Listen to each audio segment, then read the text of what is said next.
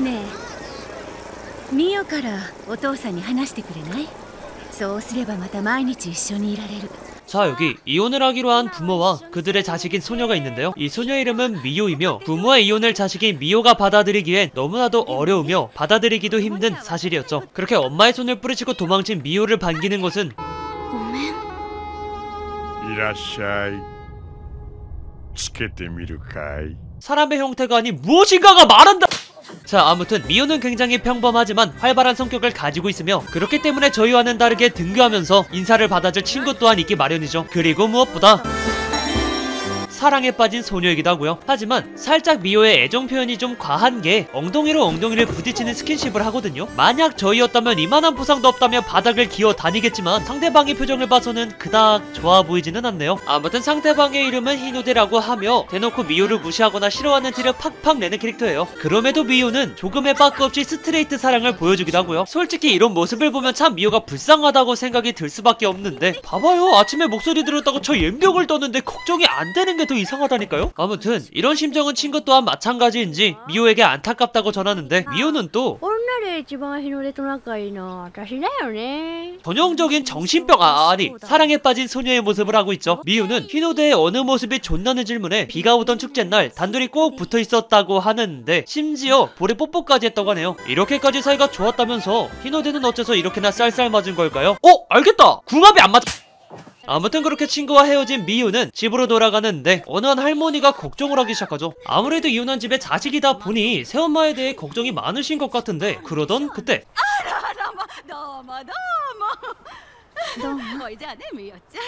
라며 한 여성이 등장하였고 여러분도 눈치채셨듯이 이 사람이 미호의 새엄마예요. 새엄마는 자신의 남편의 자식이기도 한 미호에게 굉장히 잘해주려는 모습을 계속 보이지만 미호는 겉으로 크게 싫어하지 않지만 말로는 수없이 거절하며 받아들이지 않고 있죠. 그렇게 방으로 돌아온 미호는 자신의 침대 안에서 처음 봤던 고양이 가면을 꺼내들게 되죠. 그리고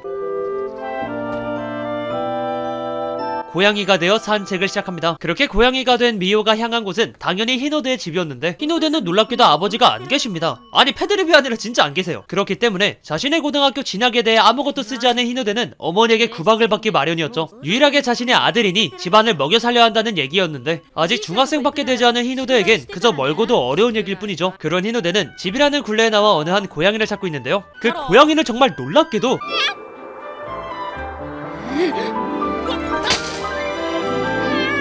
미호이죠? 와 정말 놀라워. 그렇게 히노데는 미호를 데리고 할아버지가 운영하는 도자기 공방으로 향하였으며 그곳에는 자상한 할아버지가 계셨고 도자기를 도야하던 도중 미호가 배고프다며 밥을 달라고 하죠. 이게 고양이가 된다고 입맛도 고양이 입맛이 되는지 히노데가 만들어준 고양이 밥을 아주 잘 먹어요. 그렇게 7시가 되는 시계종이 울리자 미호는 집으로 돌아가는데요. 돌아가는 길에 손을 좀 씻으려고 하는데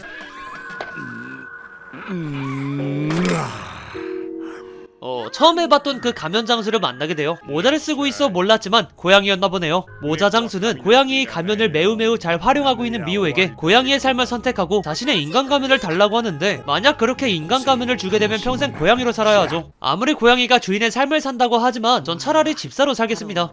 아무튼 미호는 고양이의 모습으로 히노데의 정보를 얻은 다음 인간으로서 다가가겠다는 계획이 있기 때문에 당연히 인간 가면을 주지 않게 되었고 그 계획이 당연히 실패할 것을 알고 있는 가면 장수는 마리오 마냥 사라지게 되죠. 미호가 이렇게까지 히노데를 사랑하는 이유는 오직 자신을 받아줘서만이 아니에요. 매일같이 열심히 공부를 하며 자신이 나름 청년 가장이라는 책임을 가지고 게으름도 피우지 않죠. 그리고 무엇보다 고양이의 모습일 때의 자신을 굉장히 좋아해주기도 하고요. 그렇게 다음날 점심시간 도시락을 먹기 위해 이동하는데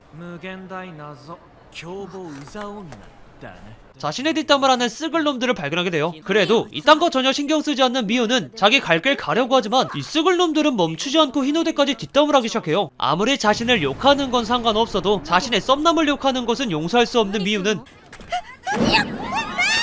이 무슨 극단적 선택을 하죠. 그렇게 고양이의 삶을 살면서 배운 착지 방법으로 안전하게 착지한 미호가 쓱을 놈들에게 한 소리 하려고 하지만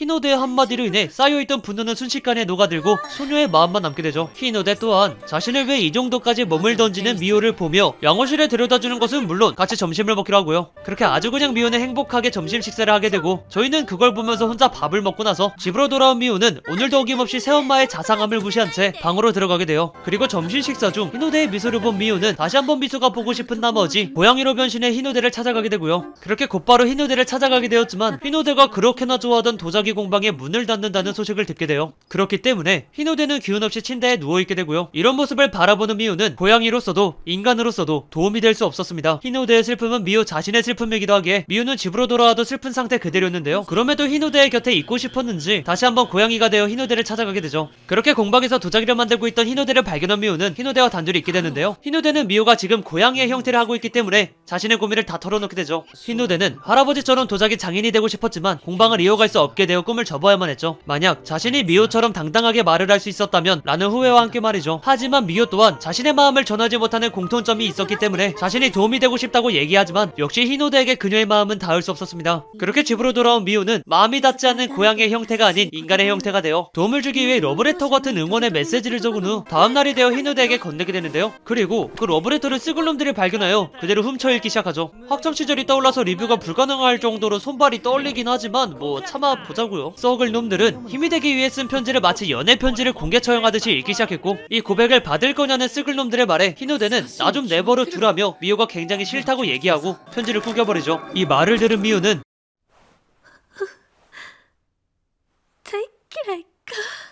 눈물을 흘릴 수밖에 없었고요. 그렇게 친구는 절대로 히노대를 포기하라고 하지만 미호는 아직도 포기할 수 없다며 태연하게 얘기하죠. 그래도 역시 이 순간이나 앞으로나 가장 힘든 것은 자신이 미호이고요. 그런 미호에게 새엄마가 방으로 들어와 억지로 웃어넘기는 것이 걱정된다고 얘기하지만 새로운 가족이 마음에 들지 않지만 평화롭게 지내고 싶어 일부러 웃어넘겼던 미소마저 부정당한 미호는 그만 폭발하고 말죠. 그 후에 고양이로 변신하며 도망가게 되고요. 그리고 혼자 공원 깊숙한 곳에서 눈물을 흘리며 자신을 바보라 자책하게 되죠. 그럼에도 그녀는 다시 한번 고양이가 되어 히노대 집에 찾아가게 되었으며 히노대는 오직 머리에서 미호만을 생각하고 있죠. 이것을 사랑이라고 느껴버린 히노대는 스키다!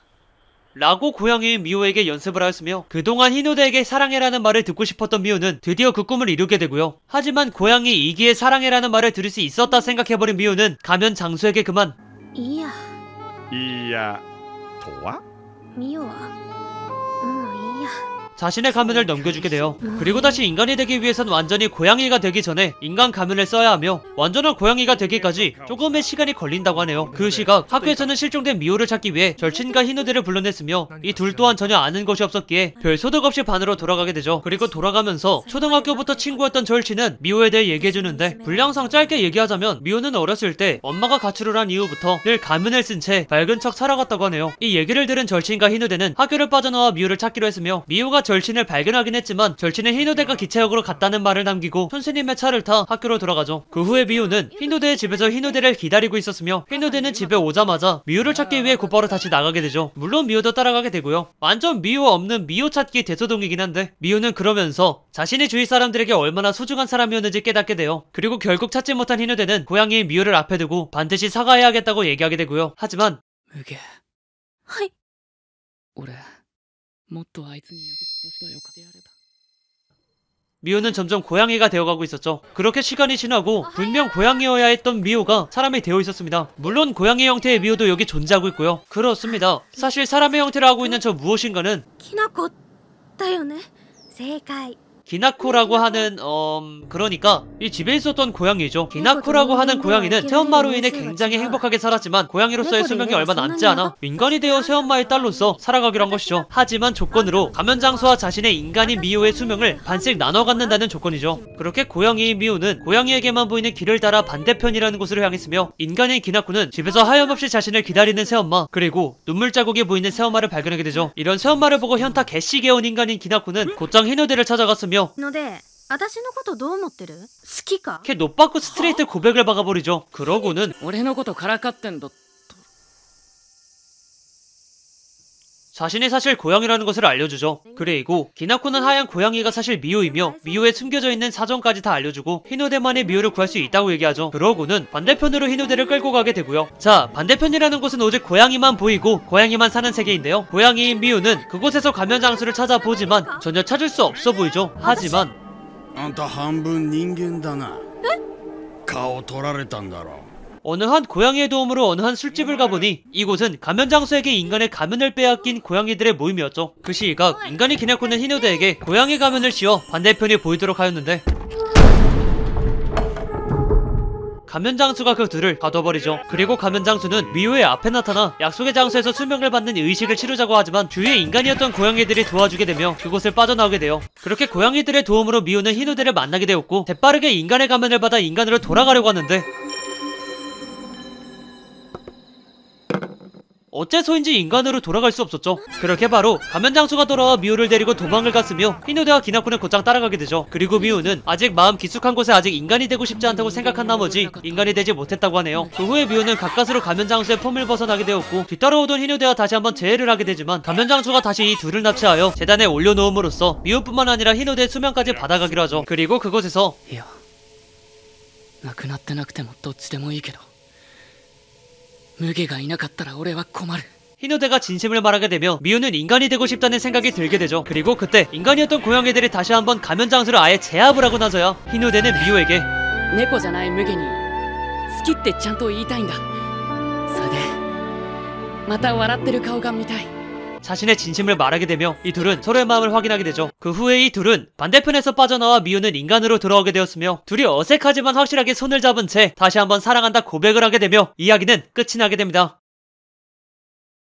자, 이번에는 간단하게만 평가하고 살짝 진지충이 되어보도록 할게요. 이 작품은 무난한 작화, 무난한 스토리, 그리고 무난한 소재를 이용한 진짜 무난하게 재밌는 작품이었던 것 같아요. 그래도 가면이라는 소재를 이용해서 굉장히 신선한 느낌을 받았다고 할 수 있죠. 그래서 이번에는 가면에 대해 얘기해볼까 해요. 이 작품에서 가장 큰 키워드는 역시 가면이라고 할 수 있어요. 미우가 평소에도 가면을 써 밝은 척 한다는 것을 가면을 이용해 시각화했다고 할 수 있죠. 이쯤에서 저희는 어떤지에 대해 얘기해볼까 해요. 아마 몇몇의 사람들, 아니 대부분의 사람들이 각자 자신만이 가지고 있는 가면이 있다고 생각을 해요. 저 또한 그렇고요. 이것은 당신의 인생에서 반드시 필요한 가면이지만 당신의 인생은 아닌 가면이죠. 미우의 경우 사람들이 좋아할 법한 가면을 써 자신의 인생을 가면으로서 살아왔으며 결국 자신을 버리고 고양이가 되어버렸죠. 여러분은 어떤가요? 혹시 너무 가면에만 의존한 채 자신을 버리고 살고 있진 않은가요? 너무 자신을 버린다면 자신의 인생은 자신이 사는 것이 아니라 가면이 살고 있는 것과 다름이 없죠. 자신의 인생을 버린다는 것이거든요. 이 작품은 그 모습을 확실하게 보여주고 있고요. 인생을 수명으로 그리고 가면을 가면으로 말이죠. 혹시 주위 사람들로 인해 자신을 버리고 있다면 저희 조금은 가면을 벗어보도록 하죠. 그러다가 사람들이 자신을 싫어하게 되면 어쩌냐는 걱정은 잠시 버리고 긍정적으로 생각해봅시다. 진정한 자신을 본 주위 사람들은 오히려 당신을 좋아할 테니까요.